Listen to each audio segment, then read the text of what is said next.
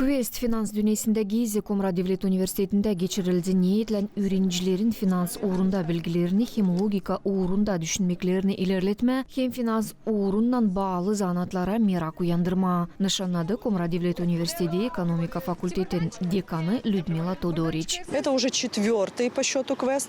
Bu quest'i biz 4. sıra geçiririz ama bu yıl onda paylarlar 80 öğrenciden zeyden. Onların arasında studentler hem Gagauzya şkollarını başaranlar da. Elbette biz bu quest'i geçiririz tanıştırma diyene onları bizim üniversitetimizle ki onlar birbirlerinden öğreticilerle tanışsınlar hem finans dünyasına dalsınlar. Здесь даже речь идет не о том, чтобы заманить, а познакомить, чтобы они окунулись в атмосферу. Olayın paylanları türlü kurulu stansiyalar gezisini gerçeklediler. Her biri onlardan finans birimine bağlıydı.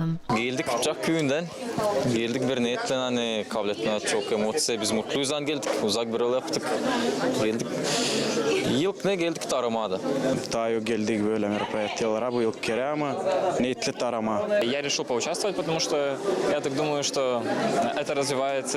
Bu oyun logika düşünmemizi ilerledir. İkinci yerde biz ta isla kasaba yerlerini tanımaya başlayırız. Yersen isla bilersin kasabayı, her bir sınışı da hızlı çözeceksin. Bu pek meraklı hem faydalı bize değil.